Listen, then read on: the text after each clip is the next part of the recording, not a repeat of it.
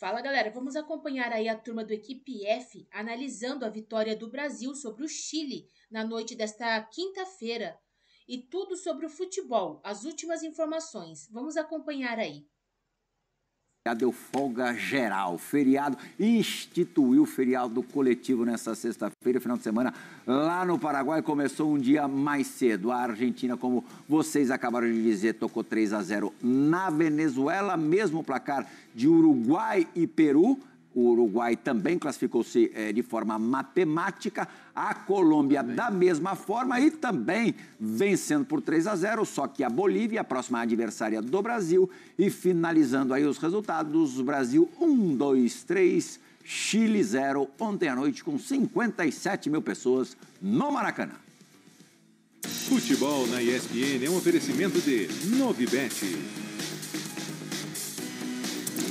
C6 Bank, Betfair e Ford. Santiago Penha, o nome do presidente do Paraguai, que instituiu o feriado nesta sexta-feira por conta da classificação da seleção de futebol do país para a Copa do Mundo desde 2010, que o Paraguai não se classificava para um Mundial. Vamos para Teresópolis, Granja Comari, a nossa dupla está lá atenta para nos dar as informações do dia. Queremos saber também do cronograma do Brasil até terça-feira, o Zé acabou de dizer, o melhor negócio é chegar em cima do laço, em cima da hora, não sei exatamente como é que é a programação do Brasil até lá. O que a gente sabe é que temos baixas para o segundo jogo, uma delas por suspensão, o Casemiro, que aliás escapou de uma boa, poderia ter sido expulso, mas acabou punido com um cartão amarelo, que também o tira do jogo final das eliminatórias. E o Caio Jorge, que entrou no segundo tempo no lugar do João Pedro, sentiu uma fisgada, um problema muscular, problema maior para o Cruzeiro, muito maior para o Cruzeiro do que para a seleção. Vitória Leite, Pedro Ivo Almeida, muito boa tarde. Boa tarde, Plihal. Um beijo para você, para os amigos do estúdio, também para o fã de esporte. Pedro Ivo, boa tarde. Quase comecinho de noite, né? Frizinho já começando a bater, comecinho de noite, o sol já caiu, aquele ventinho gelado aqui em Teresópolis, já estamos aqui novamente. Na Serra. Mas ainda, tecnicamente, boa tarde. Tecnicamente, boa tarde. E, bom, deve ter sido uma boa tarde mesmo, viu? Porque a galera hoje pôde curtir a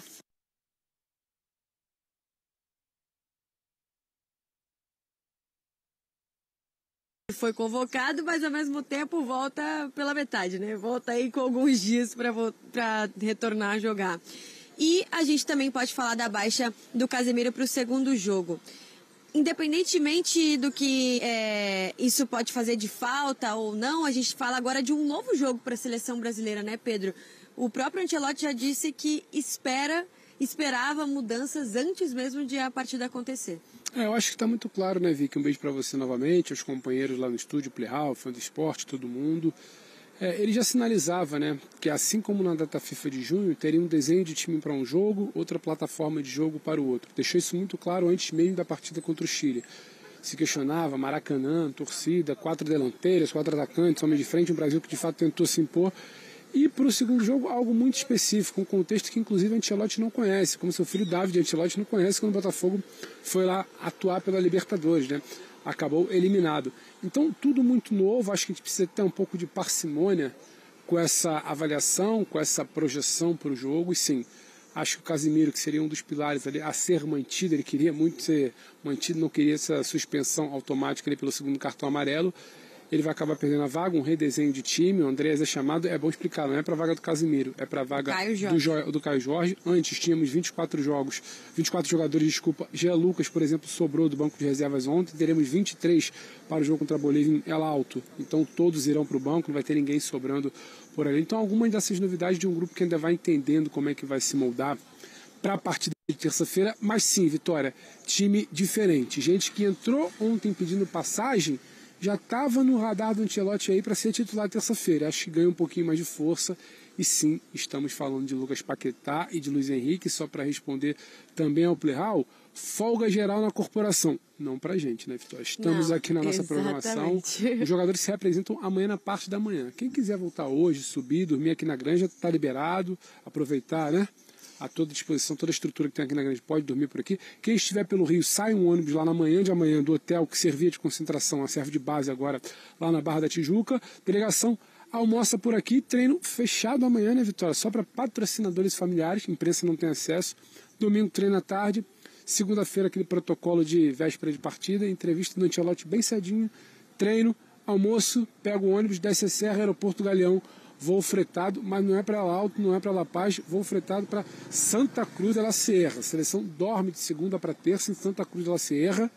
Meio da tarde ali, depois do almoço de terça-feira, decola para o aeroporto de El Alto, que não é La Paz o jogo, é na cidade mesmo de El Alto, Bolívia, jogando sua última partida nas eliminatórias no lugar mais alto possível, onde pode ter um estádio em seu país. Pelo menos saem do alto também aqui do Brasil, né? Porque saíram, é claro, com uma vitória de 3-0, uma vitória com muita participação dos jogadores cariocas no Maracanã, jogadores que se identificavam bastante com a torcida. A gente teve o Paquetá, o Luiz Henrique, como o Pedro trouxe, também o próprio Bruno Guimarães, enfim, jogadores que tinham ali não só os torcedores que os sentiam falta de vê-los no Brasil, mas também seus familiares, seus amigos.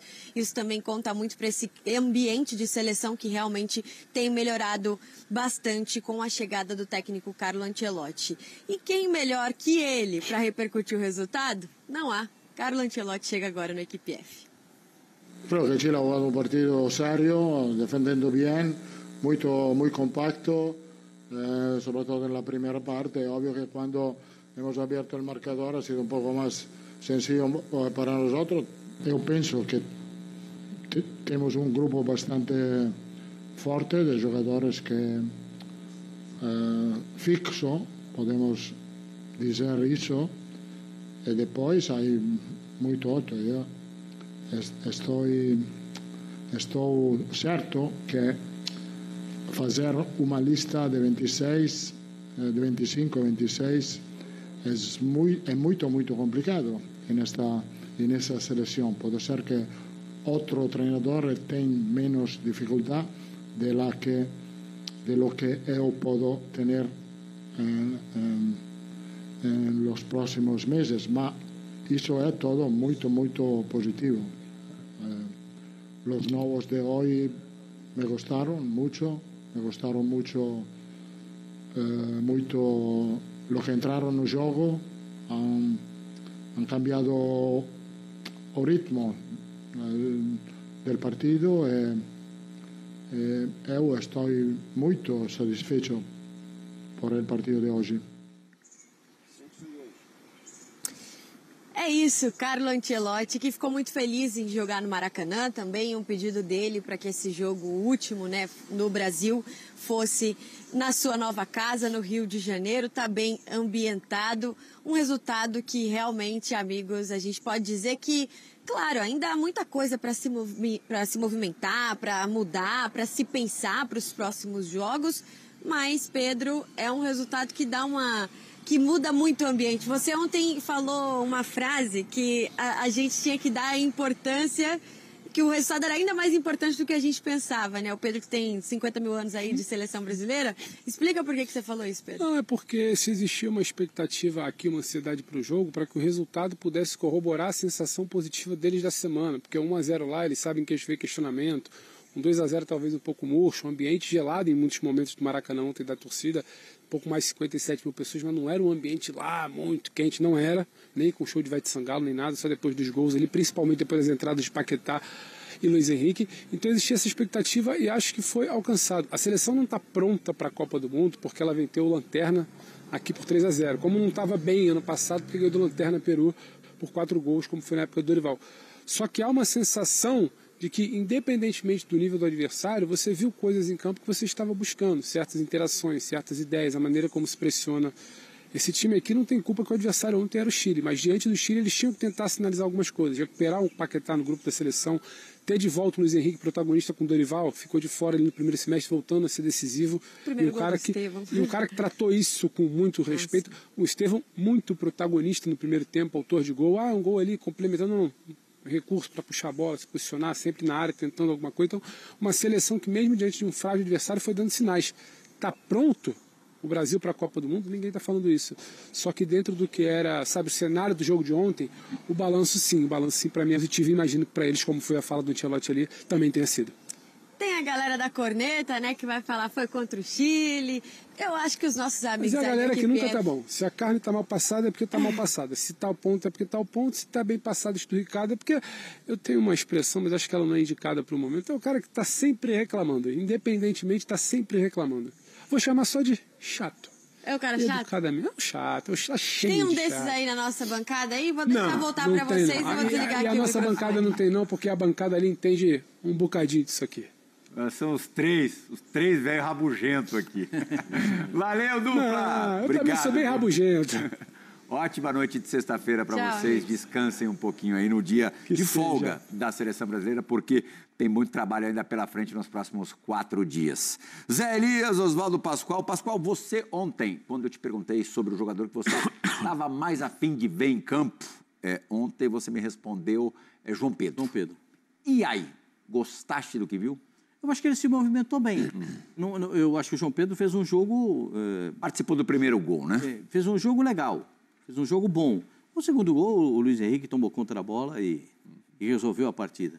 O primeiro gol, o lateral esquerdo da Seleção Brasileira fez praticamente a movimentação. Muito bem, mesmo. A triangulação que sai para o primeiro gol da Seleção Brasileira é um lance muito legal. Sim. É um lance muito legal. A participação do João Pedro e do Douglas, né? Isso. E do Rafinha. E o Douglas é que avança com a bola, né, para conseguir fazer o cruzamento. E a bola bate e ainda sobra para sair o primeiro gol. Esse lance aí, ó, essa triangulação é um lance muito legal para a Seleção do Brasil, né? João Pedro finaliza, a bola bate no goleiro e... Foi o Rafinha, né? Finalização. O João Pedro dá o passe pro Douglas. O João Pedro dá o passe, sai correndo para a área, o Rafinha vai lá e vai tentar lá, e aí sobra aqui no Estevão. E o Estevão, mas já tinha a companhia lá, o Bruno já estava junto com ele ali para tentar. O Bruno fez um grande jogo, gente. O Bruno voltou a ser aquele Bruno que a gente gosta. Assim. Já havia jogado bem contra o Paraguai, né? Também. Com o Ancelotti, ele realmente cresceu. Mas jogando de segundo volante. É isso que é legal. Porque é a função dele. Né? O Sandro Tonali joga de primeiro volante na Inglaterra para ele.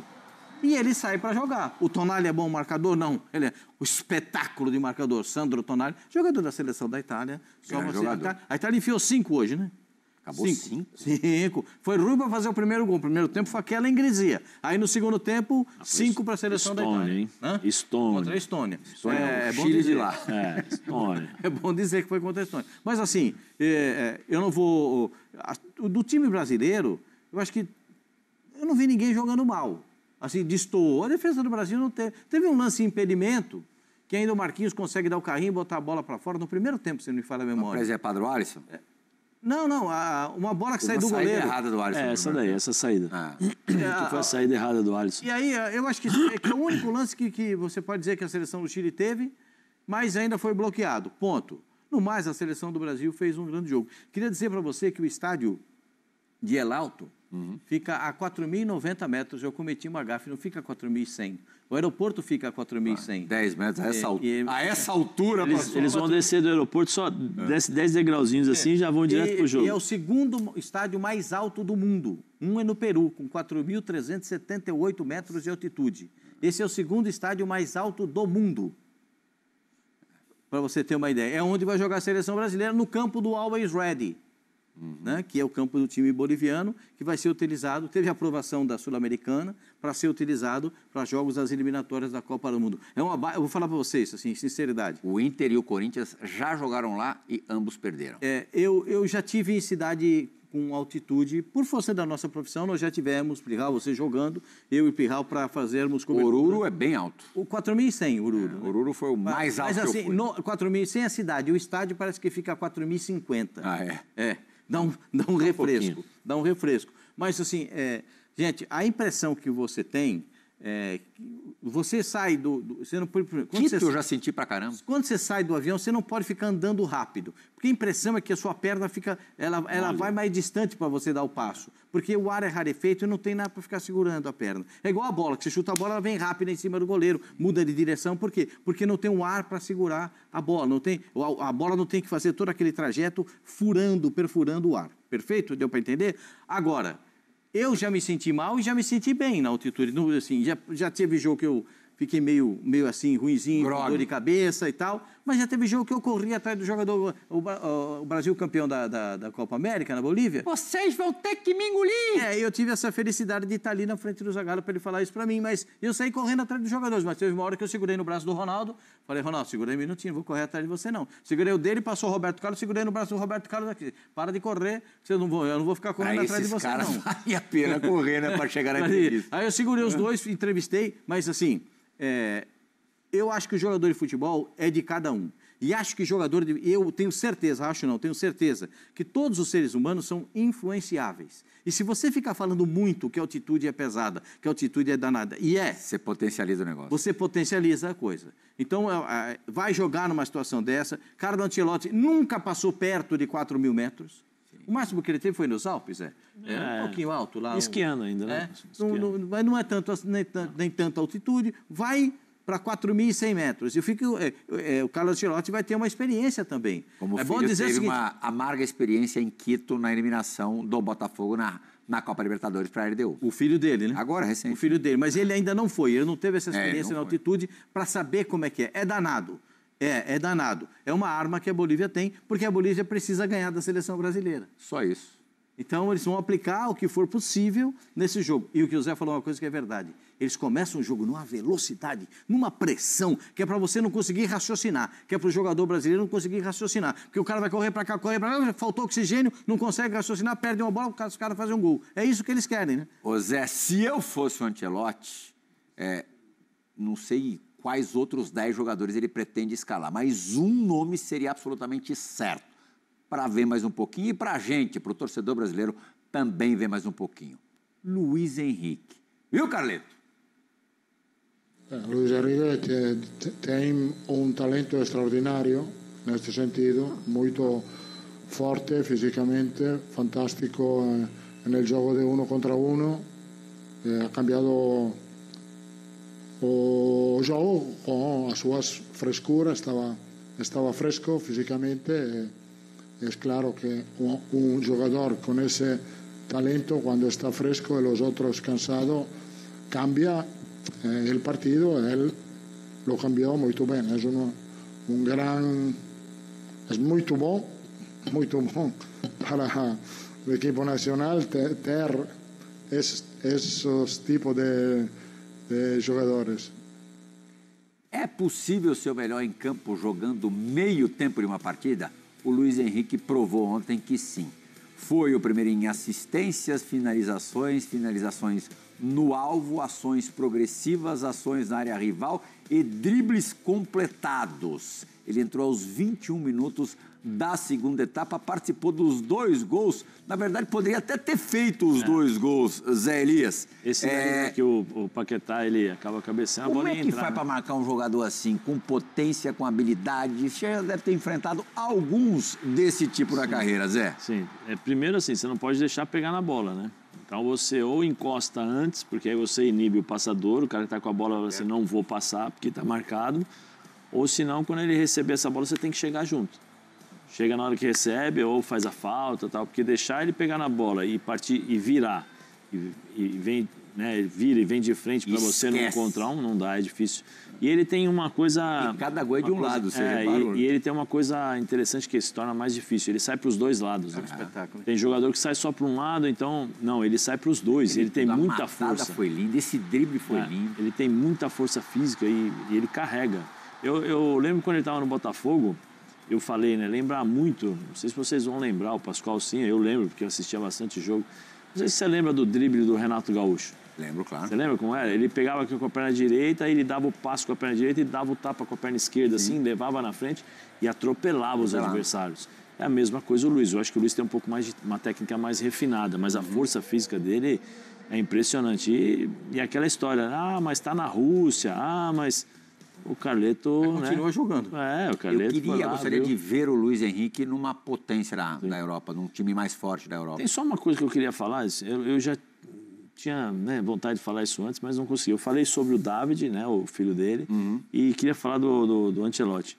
Como é bom, né, meu? O esforço que os caras vêm aqui para o Brasil, o esforço que os caras têm de tentar falar, se comunicar, é muito bom, mas muito bom, sabe? Mas é feio, é ruim e tal. Não interessa.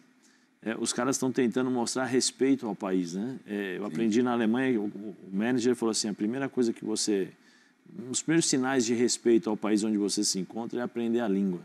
E, pô, o filho dele veio em 15 dias, deu entrevista falando português, e ele também. Então, é bem legal. Isso daí acaba motivando. Você vê o dia a dia, os jogadores sorrindo, todo mundo correndo. Eu achei, o Brasil deu a bafa no primeiro tempo, no segundo tempo vai tirar o pé. Pelo contrário, continuaram correndo, e aí tem a presença do treinador, né? A gente mesmo à distância vê no Carlo Ancelotti uma aula mesmo de administrar, né, pessoas, gerenciar pessoas, né? Ele é muito habilidoso nisso. A gente teve com a seleção o jogo de São Paulo. O jogo contra o Paraguai, e eu tive lá fazendo o trabalho lá na concentração da seleção do Brasil, esperando a delegação e tal. E eles passaram, todo o grupo do Carlo Ancelotti. É isso, meus amigos, portões abertos agora há pouco, a torcida está chegando, friozinho por aqui, mas com certeza o ambiente vai ser elétrico aqui na Neoquímica Arena, tal qual foi no ano passado entre Eagles e Packers. Eu volto com você, Plihal, um abraço. Ótimo trabalho, abração Nardini, Paulo Antunes, que dupla e que elegância, né? Você gostou dos trajes novos, né? Das nossas equipes de transmissão. Combinação fantástica. 21 horas, ESPN 2 e Disney Plus. Programaço. Falamos agora há pouquinho de Copa do Nordeste, de NFL agora e na sequência, depois do break, Série B do Brasileirão. Não sai daí que a gente volta já. O meio-campista Andréas Pereira, do Palmeiras, foi convocado para a seleção brasileira pelo técnico Carlo Ancelotti. Ele substitui Caio Jorge, do Cruzeiro, que sofreu uma lesão muscular na vitória sobre o Chile na quinta-feira. Com a convocação, Andréas viajará com a seleção para a última partida nas eliminatórias, na terça-feira contra a Bolívia, fora de casa. Antes mesmo da partida diante do Chile, Carlo Ancelotti chegou a sofrer com 4 cortes nesta convocação por lesão. Alex Sandro, do Flamengo, o volante Joeliton, do Newcastle, e o lateral direito Wanderson, do Mônaco, e Matheus Cunha, do Manchester United. Agora, Caio Jorge é mais um da lista.